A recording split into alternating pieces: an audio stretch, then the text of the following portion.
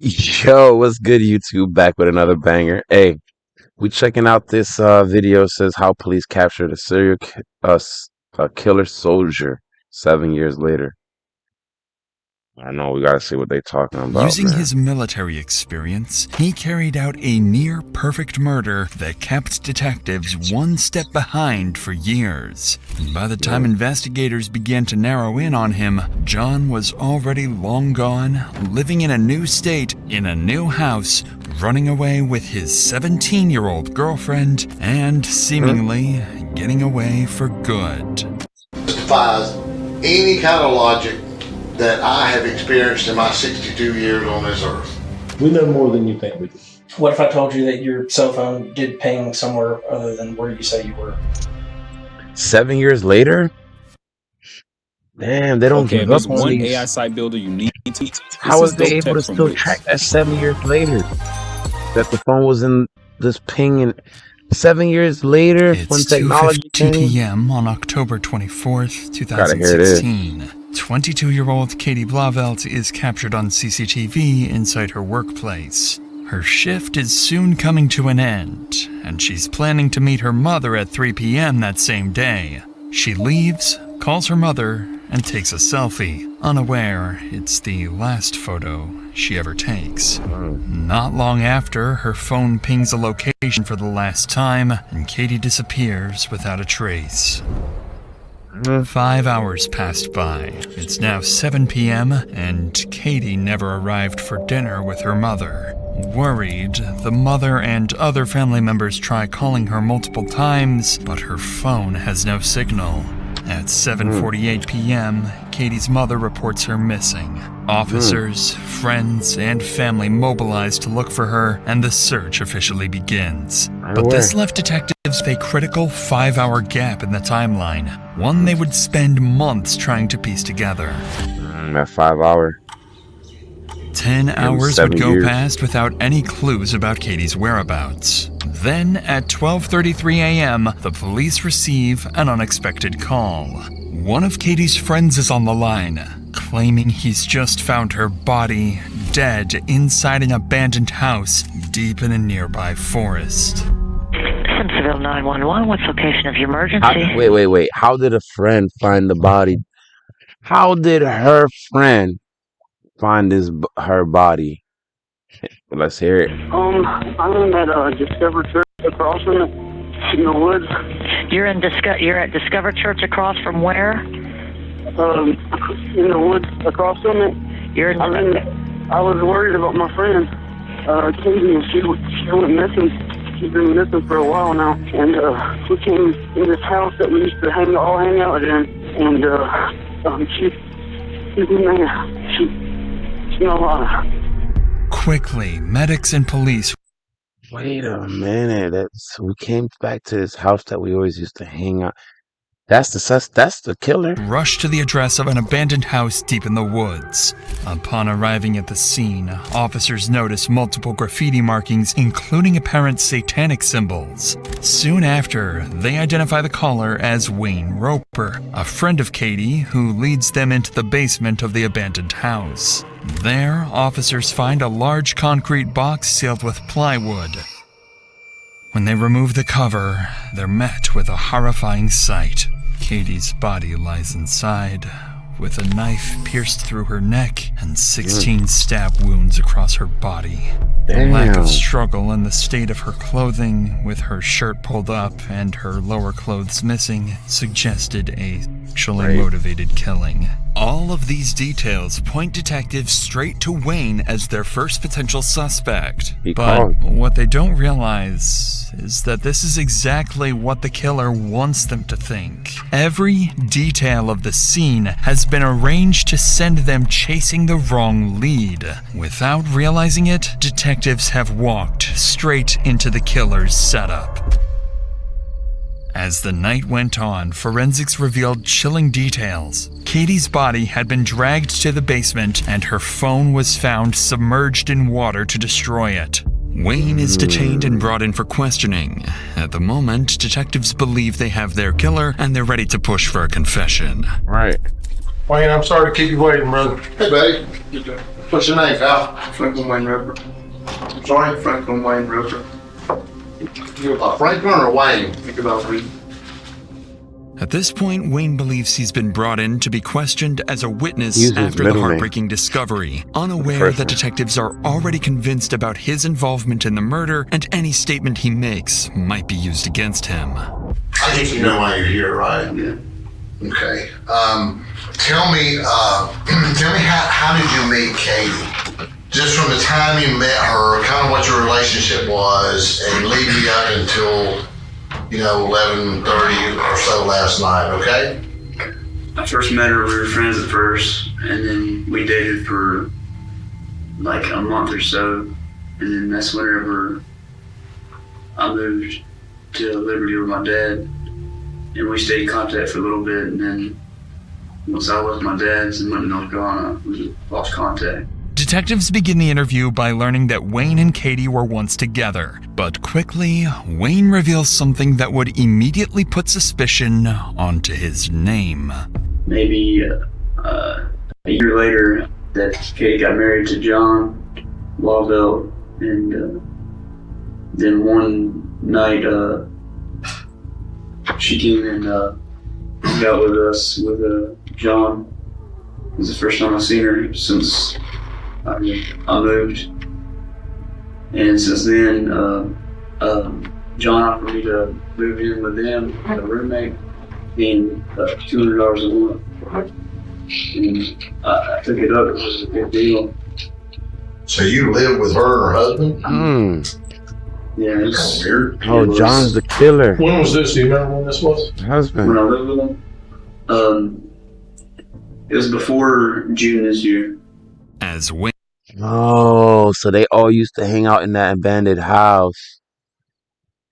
Oh, so yeah, I guess it was John, the husband. explains that he once dated Katie and later lived with her and her husband, detectives gain another reason to suspect him: jealousy. Yeah, Bam, another that's big fact. sale sign. Hey, bitch. Monday Sierra, and I'm that's sorry, I how. don't want to curse.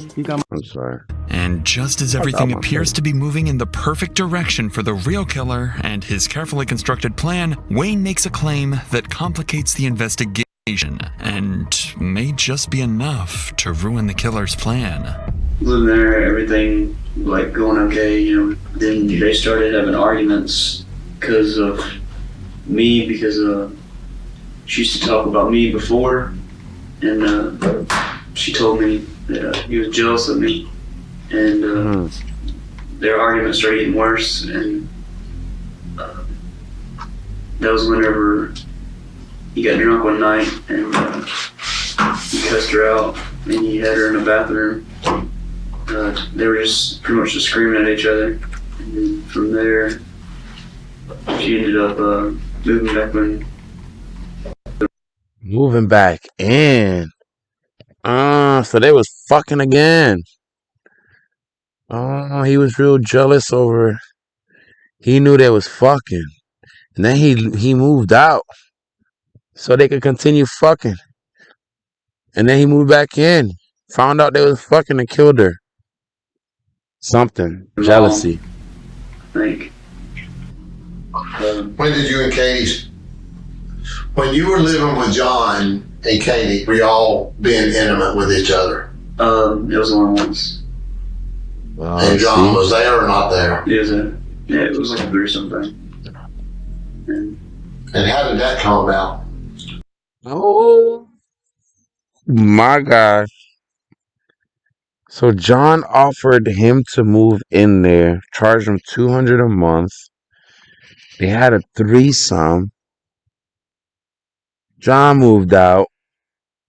Oh, this is good and good already. I was drunk and he was drunk, and it was her idea. Like after that, he just. It was her idea to get her old boyfriend and new husband in bed with her. And they both, I don't believe that. He changed. If true, Wayne's claims about What changed? He changed. It was her After idea. all of that. After that, he changed. If true, Wayne's claims about John's violent behavior could shift suspicion towards him. But despite Wayne's accusations, something still doesn't add up. His story, with its inconsistencies and gaps, keeps raising suspicions. Because prior to this interrogation, detectives learned that on the day of Katie's death, Wayne arrived late to work and he admits to walking near the abandoned house around the time Katie disappeared. More importantly, while at work, Wayne was aware that Katie might be inside that very house. Yet despite that suspicion, he never alerted authorities. Instead, he waited until the end of the day, went there himself, and only then called the police. All of this places Wayne squarely in the crosshairs of investigators, and like he knew. unknowingly pushes them further into the real killer's trap. Because in the next few minutes, the interview will take a terrifying turn as detectives unknowingly edge closer to forcing an innocent man into confession to a brutal murder that he never committed. But before we get to that, recently I'd been dealing with these headaches. I don't give a fuck about you and your headaches. Unless you passing some of that paid money over here. Wayne's interview, where detectives are on the verge of pushing an innocent man into a murder confession. Right. Why didn't you call the police? I didn't think of it at the time. I didn't. Did you know she was dead? No. Why would you think the best idea is for you to walk into what turns out to be her final resting place, where somebody murdered her and dumped her down there like a piece of trash? You know why you didn't look in the bathroom? We glanced in there with the flashlight. Like, if you're standing at the door of it, you can see in there. You can't see in the tub. I'm telling you, I was up there in the day. Because she wasn't in the tub. This defies any kind of logic that I have experienced in my 62 years on this earth. You look like you're gonna pass out. This is too much. I bet it is. Get it off of you then. I'm sure it is. All you gotta do is lay it down. You lay the burden down, that's the only way you'll be forgiven. You gotta say, I messed up. Help me. That's what you gotta say. And I'll do it. But I'm not gonna do it on credit. Detectives remain suspicious of Wayne, but with him sticking to his story and no hard evidence, they couldn't yet arrest him. Instead, they collect his DNA sample to compare with the DNA found underneath Katie's fingernails. But that's when, just a few hours after Wayne's interview, as police search the area around the abandoned house, they stumble upon Katie's car, only a few miles from the crime scene, left abandoned in a nearby parking lot. It looked as if she had left in a hurry, but the reason her car ended up there would remain one of the biggest mysteries for the following months. He drove it there. Up to this point, everything was going according to the killer's plan. One designed and carried out by Katie's own husband, John Blauvelt. But Crazy. Wayne's comments about his jealousy pushed detectives to dig deeper. What they found was a restraining order filed months earlier after John had allegedly pulled a gun on Katie when she refused to give him her phone. For the first time, despite his efforts, officers were seriously beginning to suspect John. So the next day, on October 26th, detectives approach him at his office on the military base where he works. Their goal is simple: hear his side of the story, verify his alibi for the day Katie died, and see how he reacts under pressure. For most perpetrators, this would be the moment everything starts to fall apart. But John isn't like the rest. He would play it perfectly. Every day, people Oh, just the like actor. you launch global brands from their bedroom. The barriers are I gone. You don't need give up. Alright, well, they're out off of Southeast Main Street. There was a body that was found in a house, okay, an abandoned house.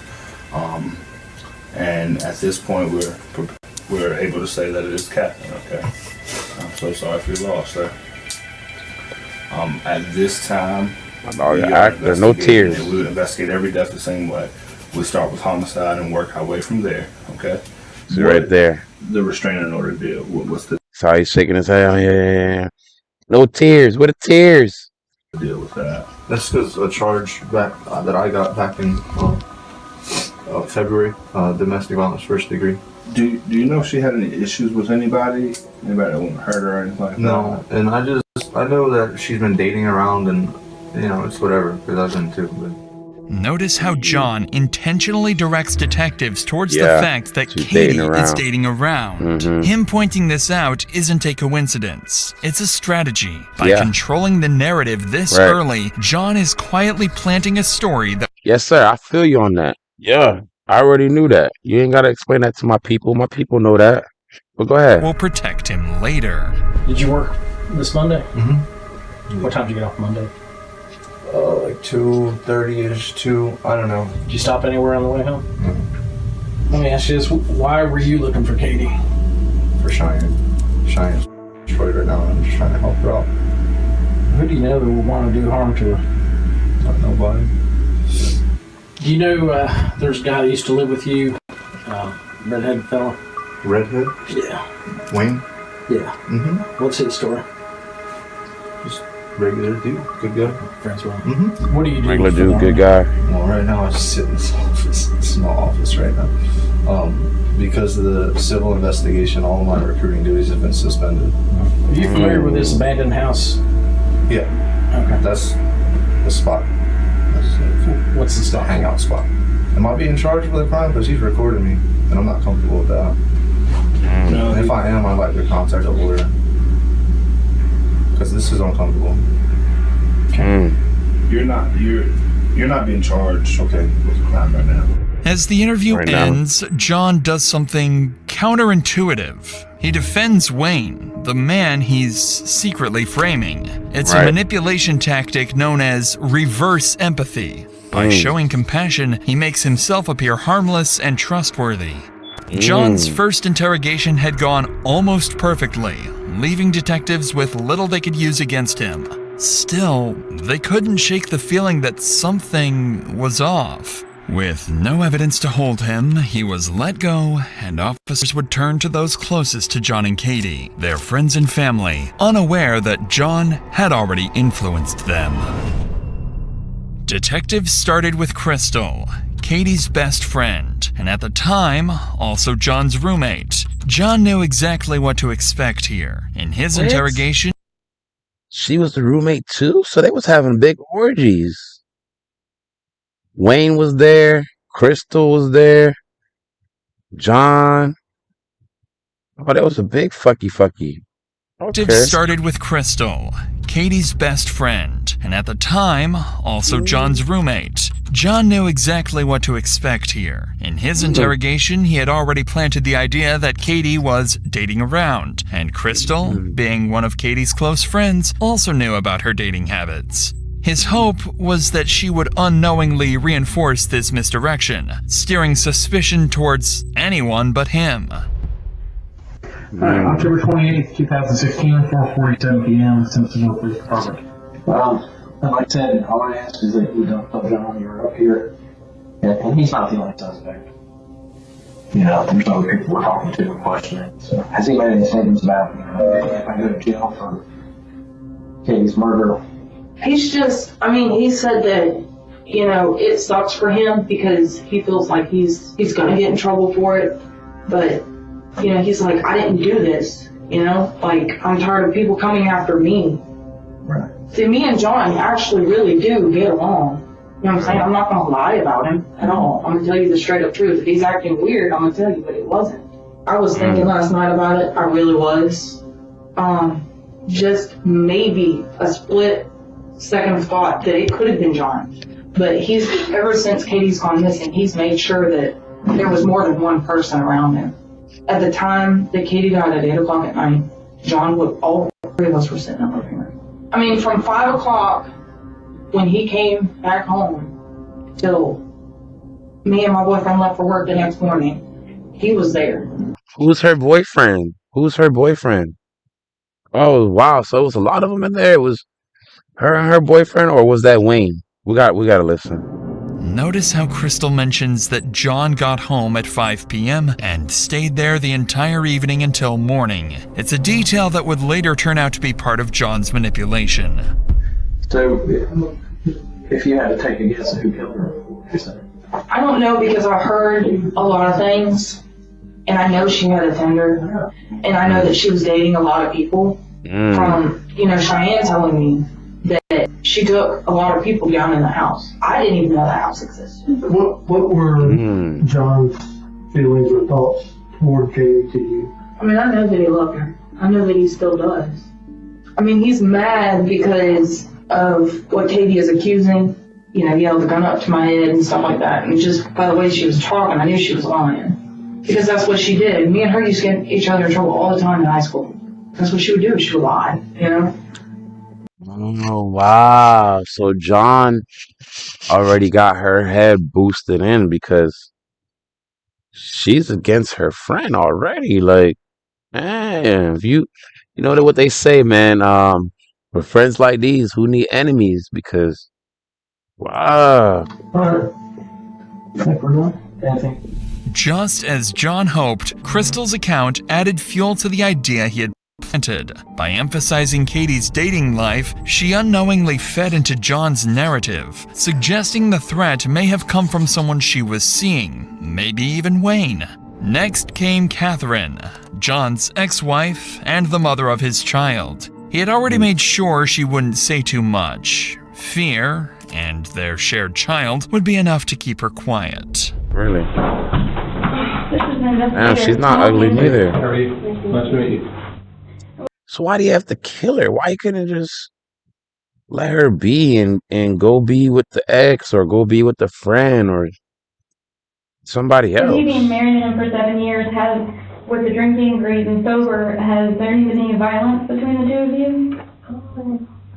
Okay. I mean, I'm not here to go and arrest him for something that happened, 10 years ago or anything like that. But I just don't want to go into anything that had to do with us, because that doesn't have anything to do with what happened between him and Katie. I mean, it's not that you're incriminating yourself. He's a good guy. I mean, I'm alive, bad joke, but I would assume I wouldn't be if he was that crazy. Well, you never know. It only takes one time for somebody to snap. No, but he's never snapped with me for some reason. Plus, you two have a kid together, so. Yeah, there's that, Man, but. that has something to do with it.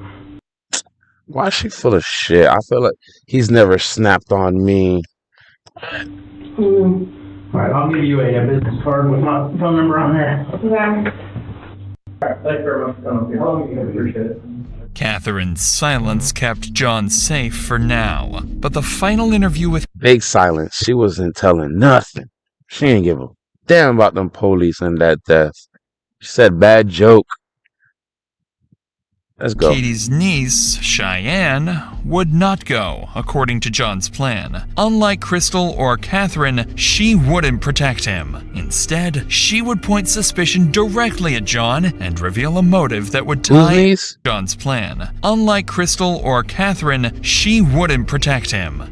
The final interview with Katie's niece, Cheyenne, would not go, according to John's plan. Unlike Crystal or Catherine, she wouldn't protect him. Instead, she would point suspicion directly at John and reveal a motive that would tie everything together. For the first time, his carefully built plan would start to fall apart. She tell me. Alrighty. Your name is Cheyenne Paxton, is that correct? Yes, sir. Okay. It is Thursday, October 27th, 8:52 a.m. Simpsonville Police Department. This is in reference to the homicide investigation of Caitlin Blauvelt. Have you ever seen John get violent towards Katie? I've never seen him put his hands on. I've seen them argue. Would Katie have gone over to his house on her own? Within the last 3 weeks to a month, like I do. So if he says he hasn't seen her since July. July. Yeah, no, he's seen her. I know that John is really angry at Katie for a lot of things. Tell me what he's mad at her for. He feels like that it's her fault. That their relationship went bad. And everything kind of went bad for a little while. He feels like it's her fault that he's losing his job. And that he got in any trouble. And he just blamed it all on her, And I don't know if this matters or not, but I know he has like a $150,000 life insurance policy on her too. I appreciate you coming in. I know it's That's not what it was easy, for.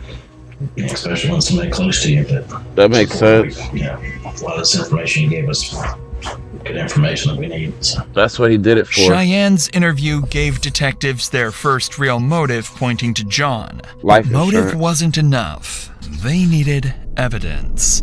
They have a few leads, but they have no defined person of interest just yet. As the investigation dragged on, the detectives' frustration began to grow. John had covered himself so carefully that they couldn't even get a judge to approve a DNA warrant. Without it, they had nothing that could tie him directly to Katie's final moments. How do you cover yourself that good? It's now been 4 days since Katie was killed, and detectives didn't have any solid evidence.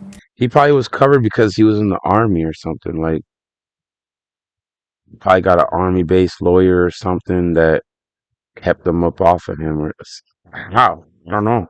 They knew John was smart, but so were they. Out of options and patience, they began planning something different. They began forming a new, risky, and very unconventional plan. In just 2 days, they would set a trap for John. A trap at Katie's own funeral. What? In the days leading up to the funeral, detectives stayed ready. While they waited, Katie's family mourned and tried to make sense of what happened. 22-year-old Katie had spent the past year working at PetSmart, surrounded by animals she was saving and taking care of. She was easygoing and warm, quick to make friends, and close with her family. But her peaceful life from just days earlier would make what was about to come only more unsettling.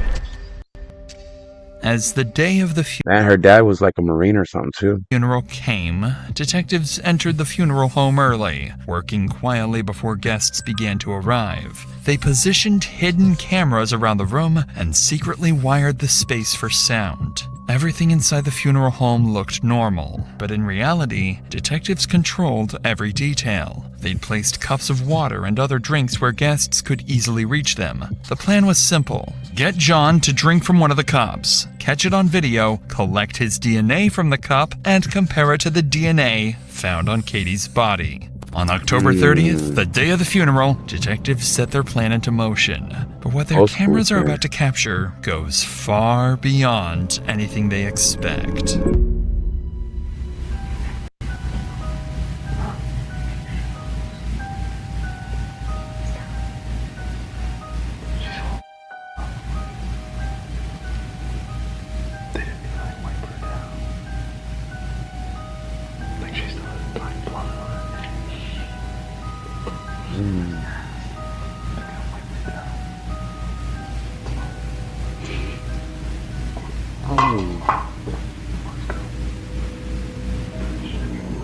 As John leaves the funeral home, detectives know their plan is worked. What woman is that? That woman knows that he killed her. Woman giggles. And this nigga was talking, man, shit, they didn't clean her off. They've set their plan into motion, but what their cameras are about to capture goes far beyond anything they expect.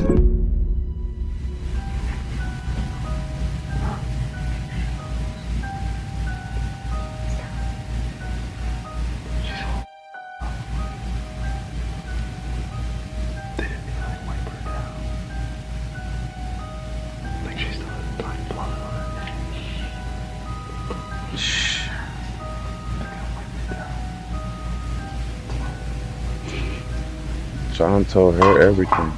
She knows everything. As She's like, John leaves the funeral home, detectives know their plan has worked. They quickly return to retrieve the cup he had drank from and the hidden camera they placed earlier. When they review the footage, 3 critical things stand out, all of which will become pivotal to the entire investigation.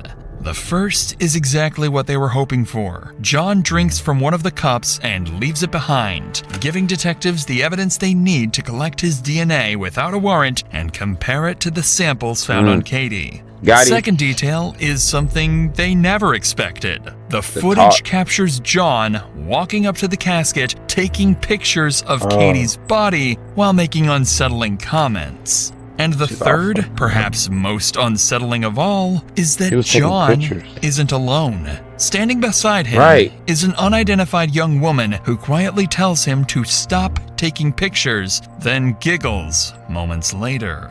Her behavior immediately drew attention, and detectives decided to collect her cups as well for DNA testing. Right. And when they began digging into her identity, they discovered the woman was 17-year-old Hannah Thompson, a friend, and more recently, John's new roommate. They also learned that she had once been close friends with Katie. Given her connection to John and Katie and her strange behavior at the funeral, detectives know Hannah isn't just another witness. Right, She she might be knows. the key to solving the entire case. And they were dead on. And she's young, so when they put her under the light, she's going to ripe like a flower. She's going to Detectives have interviewed blow. Wayne, John, and people from both John and Katie's circle. They also collected crucial evidence and leads, and now believe that Hannah, the 17-year-old who lived with John, could be the key to uncovering the truth about Katie's murder. The next day, on October Tell it all. 31st, a week after Katie's death, detectives approach Hannah and bring her in for interrogation. If anyone knows what really happened, it's her. She do. When was She the knows what's last going time you saw Katie? Like a few months ago. What was your feelings towards her? I mean, I've always seen her as like a friend because like I lived with her for a little bit. Right. So is it fair to say you were Man. on good terms? Like I said before, with friends like this, who needs With her when she enemies? was killed? Mm-hmm. Okay. One more Say time? you were on good terms with her when she was killed? Mm-hmm. Okay. Did you end up going to her visitation Saturday? No, I didn't. Okay. So you didn't get to say goodbye to her? Oh, wow. I know John, I think, went there Sunday, right? Mm-hmm. Okay. You didn't get to go with him? I went with him, yeah. I didn't go Saturday though because her family doesn't really like me because of her niece Cheyenne. Yeah.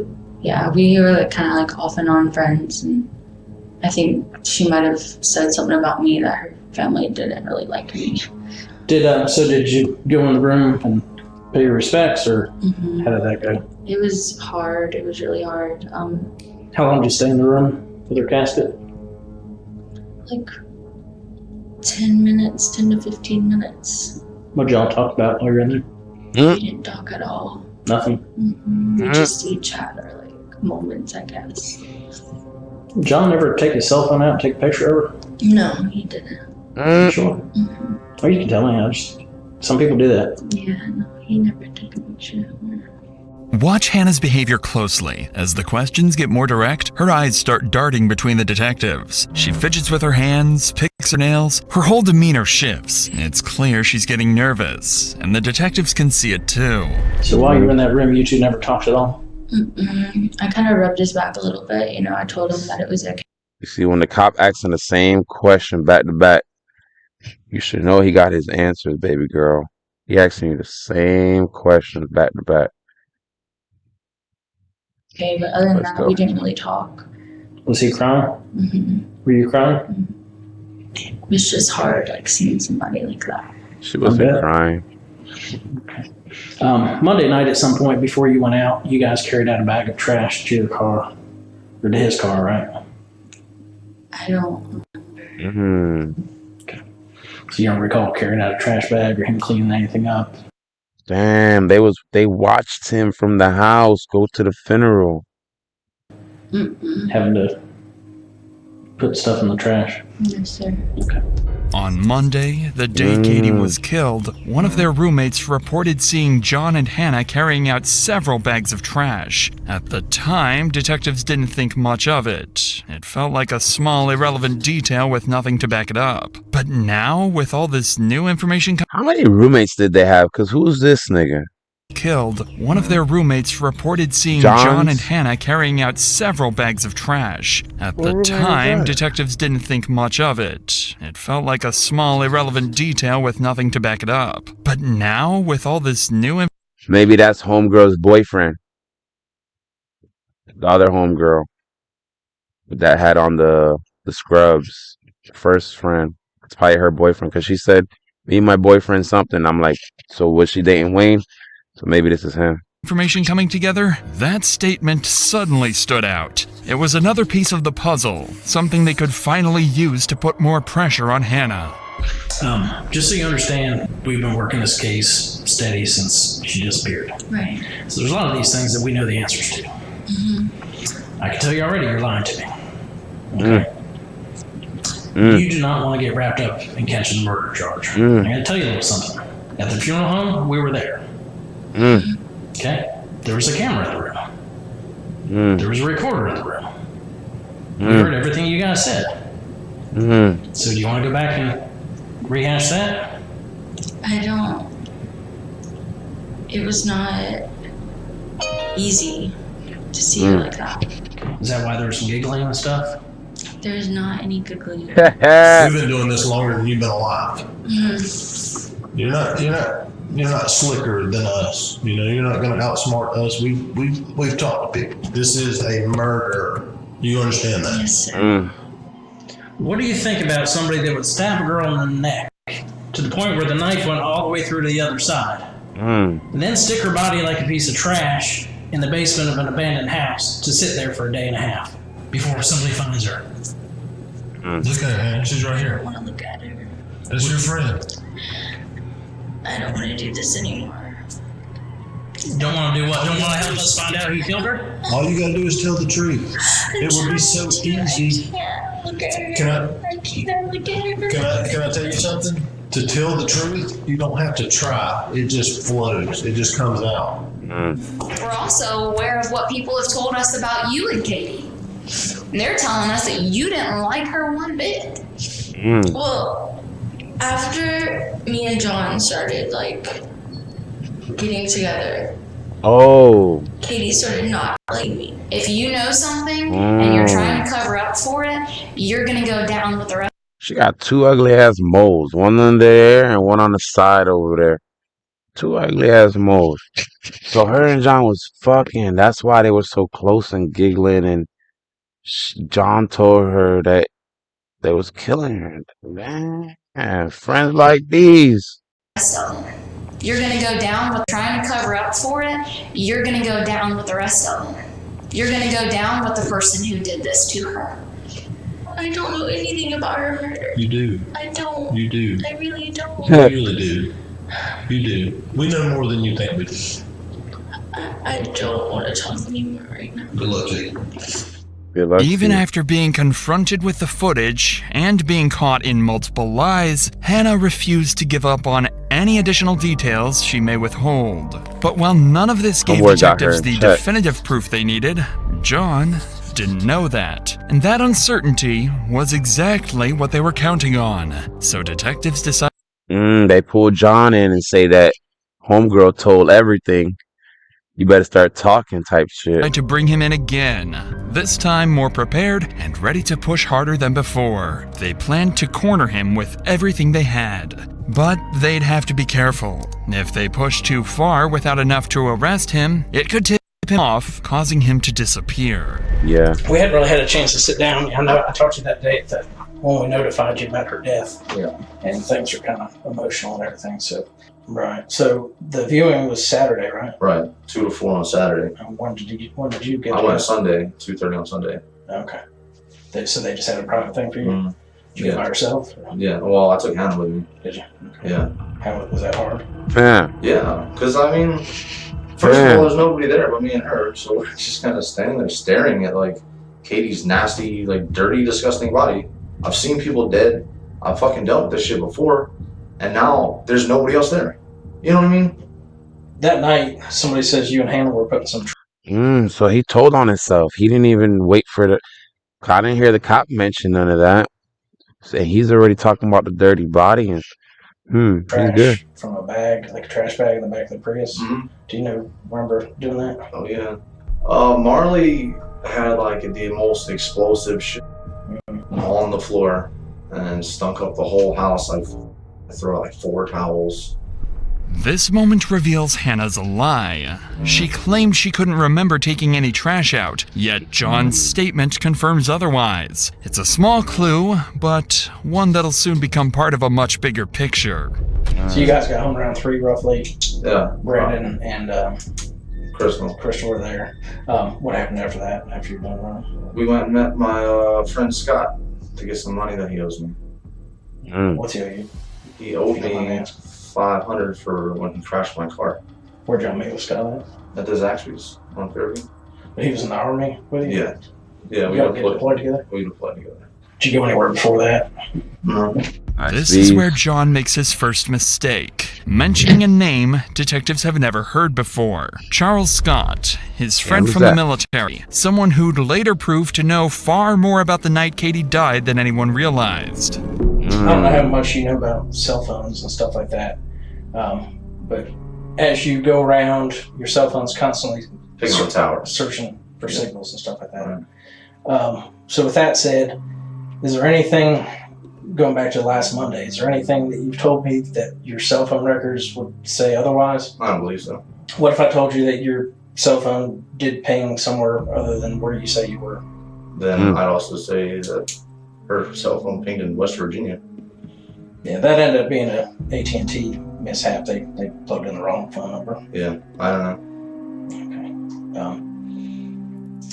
Okay. What if I told you that Charles Scott's phone number pinged in the same area that yours did and knocked around Zaxby's? When? Monday night. He's got freedom of moving on him. We can call him. We can ask him. Okay. So the night, this Monday night that we were talking about, around 6:15, sometime around that time frame, can you think of any reason your phone would show that you were in that area of Augusta Road and Whitehorse Road? No. Is there any reason you and Charles were talking a lot that evening? Yeah, because that's the night that he was here. That's the night he was available. I'm not looking to offend you, but it's questions that we need to get answered and cleared up. Okay. Did Katie have any kind of... So they pinged his phone at that location where he was, the spot, the house, the abandoned house. They pinged his location there. Life insurance policies? Through the military, yeah. She's automatically enrolled. Okay. Same as my daughter. Would you be willing to take a polygraph so we can go ahead and do that with you and eliminate you and start looking elsewhere? I have to talk to my lawyer about that first. Okay. See what he says, because I don't know about that at all.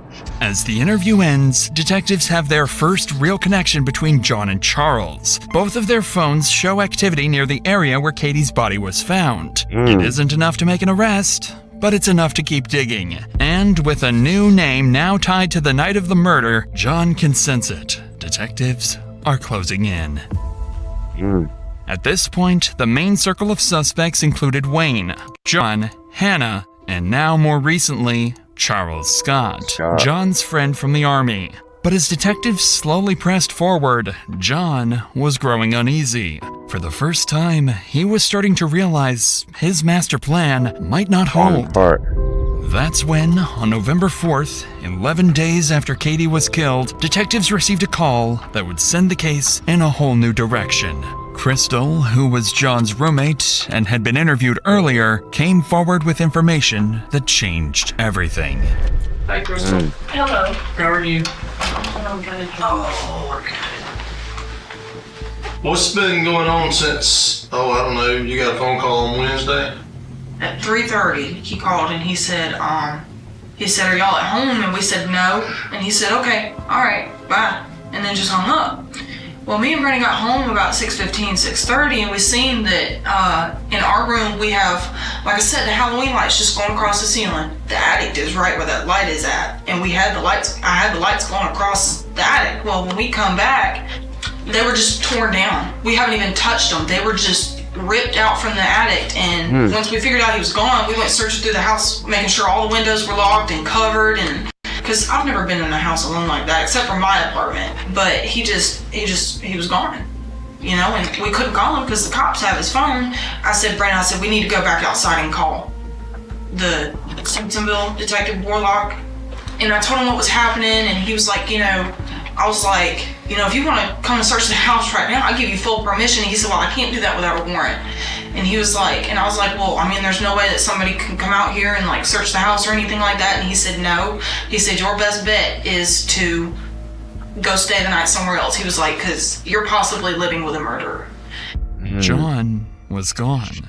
His disappearance also meant he abandoned his military service, officially classifying him as a deserter. However, as investigators would soon learn, he wasn't alone. He had fled with none other than the 17-year-old girl, Hannah Thompson. And as officers across the state searched every highway, every motel, every possible route out of South Carolina with no sign of either of them, it became clear this wasn't just an investigation anymore. This was a manhunt. In the days that followed, leads were few. The pair had vanished completely. Boy got a 17-year-old girlfriend that he ran away with. He going to jail for that. Completely off the grid. A 28-year-old former Army. I mean, I guess it's dependent on the state, because I think they said like Michigan was like 16, some weird shit. Sergeant and a 17-year-old teenager, gone without a trace. Then, on November 19th, 26 days after Katie's death, a small breakthrough happened. John's red Yukon was captured on CCTV near Las Cruces, New Mexico, about 1,600 miles from Simpsonville, South Carolina, where he disappeared. And just 2 days later, on November 21st, that same Yukon was found abandoned in the mountains of Umatilla County in Oregon, over 1,400 miles away from Las Cruces. Inside the vehicle, investigators found John's laptop, clothes, and camping gear scattered around, suggesting that after the crash, John and Hannah grabbed what they could and ran into the woods. The discovery confirmed what detectives had already feared. John and Hannah were constantly on the move, crossing state lines and staying just far enough ahead of law enforcement to vanish again. Later that same day, authorities issued arrest warrants for both John and Hannah, officially turning the case into a nationwide manhunt. By this point, John and Hannah had already been on the run for over 2 weeks before any warrants were ever issued, putting them far ahead of law enforcement and nearly impossible to track. But once the warrants went active, detectives finally gained full access to their phones, chat logs, and internet history. And that's when their worst suspicions were confirmed. I just woke up and I already feel sad again. I feel like you're still talking to Katie. I promise you I'm not talking to Katie. I will leave you if you talk to her. I swear. I know. I'm not and I won't. She's gone. I'm done with her. I promise. I'm going through with that thing though soon. I'm gonna be staying with you. Good. The messages between the two suggest that John had been planning the murder for months prior to it actually happening. And upon searching his internet history, they found searches like how to make a two-way radio or how to sharpen a knife, leaving little to no doubt about his involvement. But with John and Hannah still missing, detectives had little choice but to wait, hoping for the next break that could pull them back on the trail. And that's when, on November 25th, 21 days after John and Hannah's disappearance and over a month after Katie's death, detectives got a call from a South Carolina prison. But the caller wasn't just anyone. The call came from the cellmate of Charles Scott, John's army friend who was already in custody for an unrelated charge. Charles's phone had pinged near the abandoned house on the day Katie died, and his cellmate was about to provide a lead. I've seen a case like this before, where them niggas go to jail and they just start talking, and cellmate ends up snitching them out or being a cop or just trying to get less time on themselves. They're like, hey, I got information. You get knocked 10 years off. That could give detectives the breakthrough they desperately needed, with details only the killer could have known. Just as we're talking today, is that the Charles Scott you're talking about? Yeah, that's the one I'm talking about. He told me that he had killed a girl, helped kill a girl with one of his buddies named John, something like that. You know, they had put her in a drug house or an abandoned house, in a basement, in a box. That takes two people to open. He was the one that coerced her to the spot where John came up behind her and got her, grabbed her. And they met at a different location when John got Oh, that friend How? Because she was sleeping around. So John put her on the test with the friend and lowered her in there. And then, he was already mad from everything. And now she out with the next man, his army friend, and sees that she meets up with him no problem. And puts him down her. Damn, nice. In the basement, in a box, that takes 2 people to open. He was the one that coerced her to the spot where John come up behind her and got her, grabbed her. And they met at a different location. When John got her, they put the knife to her. John stabbed her. I don't know how many times John stabbed her. He didn't say. He said he knows he stabbed her twice and John made him stab her twice. He actually said it scared him when he stabbed her at first, but then after he stabbed her, it made him feel a little better.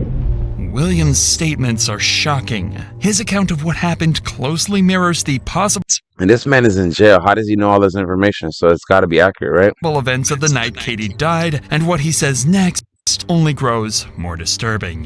He said, well, this is the second time, but the first time he told me about, how he coerced her to come to the spot, and now we was going to talk about something about John, trying to help John come off of marijuana. John's on drugs real bad. After John grabbed her, they put her in John's Tahoe, red Tahoe, and took her to the scene. So where did they say where they actually killed her at? In the back of the Tahoe, on the tarp. I said, look, be honest with me. I said, have they took your DNA? He said, no. I said, well, that's a good thing. I said, your DNA at the crime scene. He said, they had took my DNA, it's not going to be there. All right. If you don't have anything else, Mark, we're going to go ahead and conclude the interview at 11:02 a.m. Mark's statements put serious allegations on Charles. It wouldn't be anything special, as false accusations like this happen when inmates try to get a deal with officers or get their sentence lowered. But in this instance, too many details added up.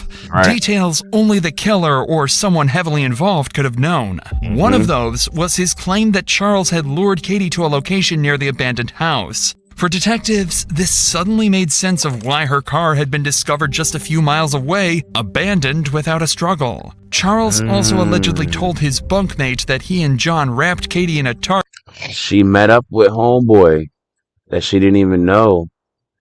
Went in the truck, and John was probably in the back of the truck or something, stabbed her. And she got in the back of the truck on a tarp. Should have known she was setting up for death. To move her into the basement. This matched forensics, which had already indicated she'd been moved after death. Now detectives have a chilling theory of how that happened. It was now a very big chance for the detectives to possibly catch one of Katie's killers, a chance they couldn't afford to waste. So without hesitation, they brought Charles in, hoping for the biggest breakthrough in the case yet. But detectives knew getting Charles to talk wouldn't be easy. They didn't have enough evidence to pin him down, and they needed something, anything, that could make him slip. So they decided to take an insane risk. They came up with a plan to push him over the edge. They would bluff, pretending that John had already been arrested and was ready to testify against him. If Charles believed it, the pressure might finally make him talk. But if he didn't, detectives would lose their best chance to get the truth. Hi, Charles. Please take the polygraph test. Let's get away from the polygraph, because you've been saying that ever since I read the warrant to you, okay? Because it's not looking good for you, okay? I have absolutely nothing to do with that girl's murder. God, please take a polygraph test. God, please take Let me tell you that John was arrested in New Jersey. Okay? And he sang like a bird to those investigators. I don't care what he told you. Well, you should. I was not there. Investigator Manhunt told you that John was arrested earlier. Okay. And he's talking. What do you think he's saying? I don't know what he's saying. I don't know, but I know I've never seen that girl a day of my life. You were both there, Charles. No, we was not. As soon as the questioning starts, Charles demands a polygraph, and detectives know exactly what that means. Polygraphs aren't reliable, can be manipulated, and their results can't be used in court. It's an easy way out. Simple yes or no questions instead of real confrontation. And before long, his avoidance turns into an act of ignorance. I never seen that girl. But you knew that they were married, and you knew that John had problems. No. My dog need a new hairline. Need a toupee, something. I did not know. Spray can. You told me at the Fountain Police Department that John has talked about how she was fucking his career up. That was a lie. Everybody saying like a bird. I never had no weapon. You will not find no fingerprints on no weapon that I touched. Number one. Why is that? Because I wasn't there. I didn't touch no weapon. I never had no weapon. But he said, I'll never find fingerprints on a weapon that you touched. Yeah.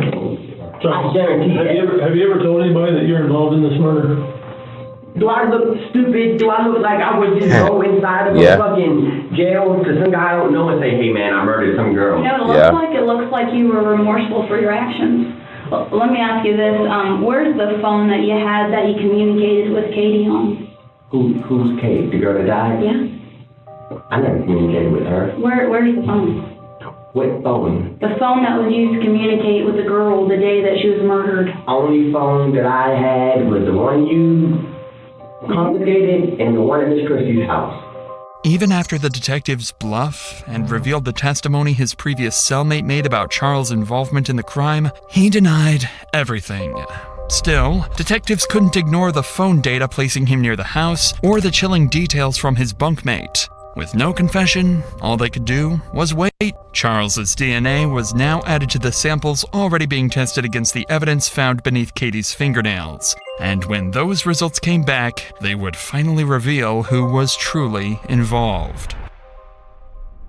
Over 2 weeks have now passed since the last lead on the case. With false leads and missing crucial timelines, it was becoming more and more possible that the real killers of Katie would never 10 be minutes found. left. Until the detectives got a call from Hannah's parents, with information that could soon result in solving the whole case. Hannah had resurfaced, stating she had been abandoned by John and would soon come back to her hometown, so law enforcement would be there, waiting for her.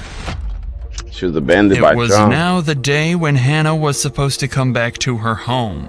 Law enforcement secured all entries to the city, as well as all possible places she could go to. And finally, at 9 a.m., she would be spotted near her family home. From there, she would be instantly detained and taken to the police department for interrogation. For the detectives, it was now or never. That was their biggest chance of finding out what had really happened and who is truly responsible for Katie's death. What was the game plan when you guys left? I don't think we really had one. Like, I guess both of us just kind of panicked and he decided that he wanted to leave, like, the state. And we, like, drove up into the mountains and he just got the car, like, stuck in the trees, like, in the mountains. So I was like, what are we gonna do? He said that we would hike. I kind of, like, stopped and I was crying and I was like, I can't do this anymore. I was like, I need to go home. Like, he started like yelling at me and calling me names and saying that if I left, like, he was gonna kill me.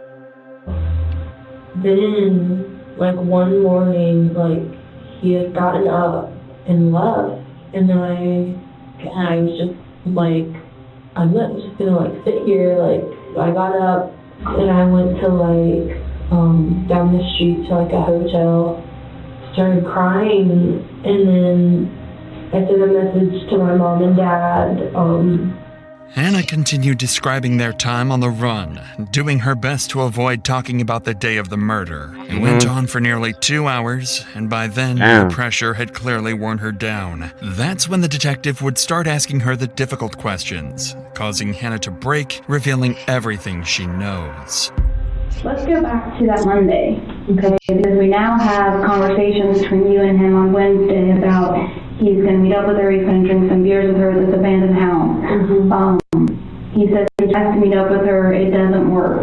But then lo and behold, she's found at that abandoned house that he was supposed to go meet up with her at. Meanwhile, he randomly asks you to drop her off on Woodruff Road, or drop him off on Woodruff Road, and doesn't tell you why or anything.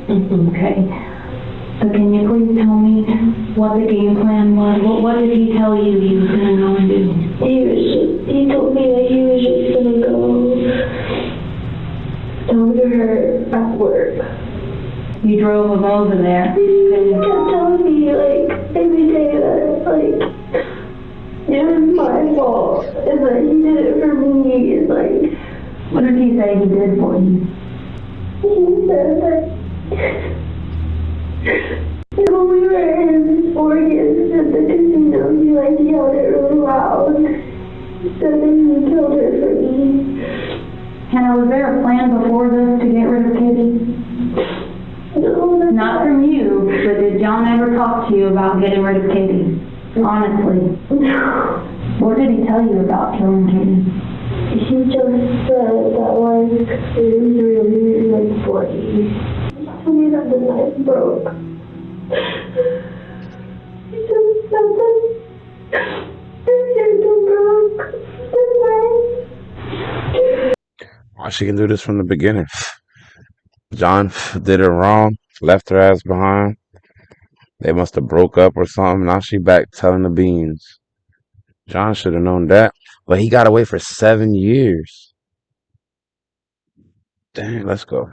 The last thing she said was ow. And she said that if he let her go, that she wouldn't call the police. Where were they, Hannah? In the abandoned house.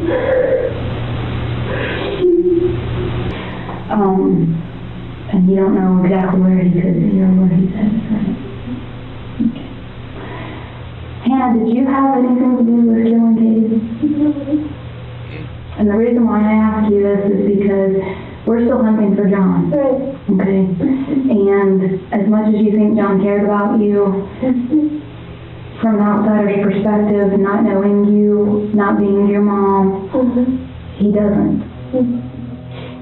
Unfortunately, Hannah's statements proved far less helpful in finding John than the detectives initially hoped for. Although she stated that John confessed to killing Katie and provided some new insights, she didn't know much about Charles's involvement. And while she could be arrested, detectives decided she might prove more useful free. After all, they now had her back in the city and under close watch, which seemed like a small success. What they didn't realize, however, was that this was all part of John's plan. Planting Hannah back in the city to infiltrate the case and feed him exactly what detectives knew, keeping him one step ahead for years to come. Almost 3 months had passed since Katie's body was found in the basement of the abandoned house, and the killer was still out there. But on that particular day, the long-awaited DNA results finally came back, and the results of DNA found under Katie's fingernails pointed to no one else but John himself. With the DNA matching to John, Wayne was cleared, but detectives still believed Hannah or Charles might have helped, or at least knew far more than they admitted. Detectives already knew that John was only using cash and most likely a fake ID. So all they could do at the moment was wait for John to make a critical mistake that would allow them to catch him. But John was careful. Very careful. 7 years careful.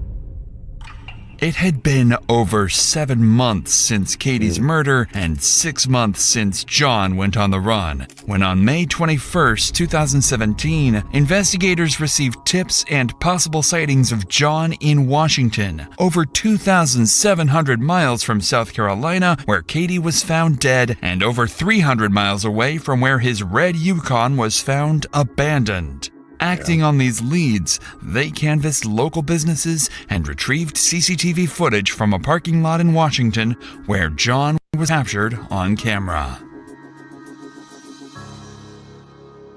Unfortunately, despite getting close, John managed to slip away, vanishing off under the radar once again. For the next year, the investigation hit a standstill. It wasn't until September 6th, 2018, almost 2 years since Katie's death, when Hannah finally revealed that John had given her his journal and tools to hide, a crucial piece of evidence that would shift the case in a new direction. The journal became a pivotal piece of evidence, revealing John's state of mind and his premeditated intentions. It confirms that John's actions were driven by a deep desire to be with Hannah and his willingness to kill Katie to make that happen. During her interview, Hannah admitted she had been John's girlfriend and that she had been in constant contact with him before Katie's death. She also confessed that she had hidden John's journal, which contained disturbing entries about his obsessive thoughts and plans to escape with Hannah. This was the last significant breakthrough in the case for years. With no new leads, the investigation stalled. Detectives spent the next few years chasing down small tips and piecing together fragments of information, but nothing substantial came of it. The case gradually faded from public attention. Then, in 2022, 6 years after Katie's death, everything is about to change. After over 6 years of dead ends, U.S. Marshals and local law enforcement tracked John down in Oregon. He had erased his past, now living under the alias Ben Klein. Under his new identity, he had started a fresh life, marrying a new woman and leaving his past behind. The arrest felt surreal. John, who had spent so long evading capture, was now cornered. After years of hiding in plain sight, the truth had finally caught up with him, and the case was nearing its resolution. However, the mystery of how Katie was lured to the abandoned house remains unsolved to this day. Her phone was recovered damaged, limiting investigators' ability to access message content and app-based communications. And while rumors suggested Charles Scott might have had contact with her, this was never confirmed. With no physical or forensic evidence tying him to the crime, he was ultimately ruled out as a suspect and never sentenced.